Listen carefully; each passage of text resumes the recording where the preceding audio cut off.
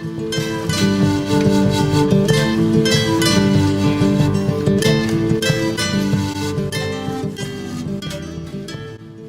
le coup, il y a beaucoup de choses différentes au niveau de la culture, au niveau de l'éducation, au niveau de la vie. Et ça, c'est vrai que ça nous fera rentrer en France ou partir ailleurs. Mais voilà, je pense que nous, on n'y passera pas tout le temps. On a monté le resto, ça va faire 1 an et demi. On l'a monté en avril dernier. Et du coup, c'est cool, ça marche très bien, on est content. Après, on est content parce que on arrive à toucher autant des étrangers que des Péruviens. Du coup, ça, c'était vraiment ce qu'on voulait faire, c'était faire connaître la culture française culinaire, autant aux Péruviens qui habitent ici ou qu'à ceux qui sont à Lima, ou voilà, vraiment que ça soit pas que pour les touristes.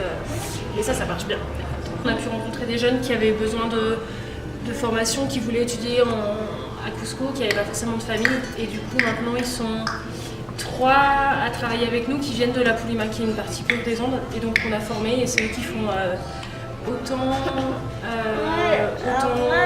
les produits qu'ils nous aident aussi en service, et donc maintenant ça leur permet de pouvoir étudier à côté, donc ça c'est sympa. Donc au niveau de l'ambiance en fait dans ce projet, on s'amuse vraiment beaucoup. Ça c'est vrai que ce qui nous fera pas rester, c'est plus la culture, c'est plus Cusco, le fait que ça soit une petite ville, plutôt que le projet. Parce que le projet en soi, on ne s'attendait pas à ce que ça marche aussi bien, et on ne s'attendait pas à avoir une bonne ambiance comme ça. Voilà, c'est vrai qu'au quotidien, on s'éclate bien, et les jeunes aussi, donc ça c'est hyper sympa. Je pense qu'ils sont libres. Après, c'est un pays dont l'éducation a besoin d'être renforcée. Ça fait, dans ce qu'on avait entendu, c'est un des pays où l'éducation est la plus mauvaise au monde, et pourtant c'est pas du tout un des pays les moins développés. Et ça se sent dans les relations, ça se sent dans leur manière d'être, ça se sent dans leur manière de gérer.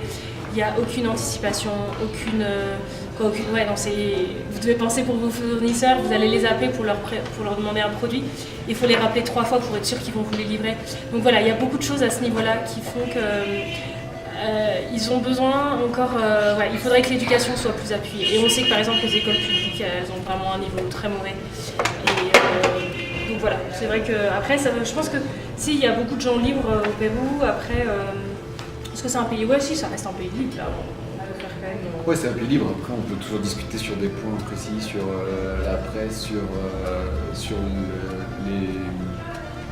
sur la relation dans la famille des gens. Ça reste un pays qui a vachement de progrès à faire sur pas mal de domaines. Ouais, mais si on compare par rapport au Venezuela, c'est sûr que. D'accord.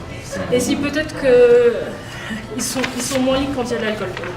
Et il y a beaucoup d'alcool, dans les petits villages notamment. Et ça crée des désastres horribles. Et dans beaucoup de familles, il y a beaucoup d'attouchements, il y a beaucoup de gens qui souffrent vraiment, et notamment des femmes. Et c'est vrai qu'à ce niveau-là, la position de la femme, elle est vraiment à retravailler. Et là, pour le coup, je trouve qu'il y a un peu de liberté à ce niveau-là. Il y a un machisme qui est bien présent. Alors bien sûr, il n'est pas présent partout. Il y en a qui sont plus éduqués que d'autres, et il y en a qui ont cette vision de la liberté. Mais c'est vrai qu'il y en a beaucoup encore, et notamment à cause de l'alcool. Je pense qu'il y a eu une évolution assez rapide depuis quelques années, ce qui fait qu'on peut le voir de l'extérieur comme un pays qui s'est quand même développé.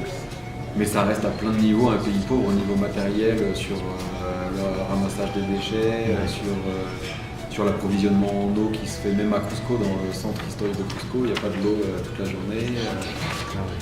Donc sur le confort dans les maisons, les gens ils sont en train d'acheter des frigos par exemple pour garder leurs aliments. On est dans cette étape-là qu'on a connue il y a 60-70 ans en France. Donc à ce niveau-là, oui, ça peut être un pays pauvre. Et après, au niveau social, c'est un pays pauvre dans le sens où l'éducation est très pauvre. Et du coup, ça se répercute à tous les niveaux. Et à notre niveau, à nous, c'est le manque de professionnalisme, comme disait Aude, des fournisseurs.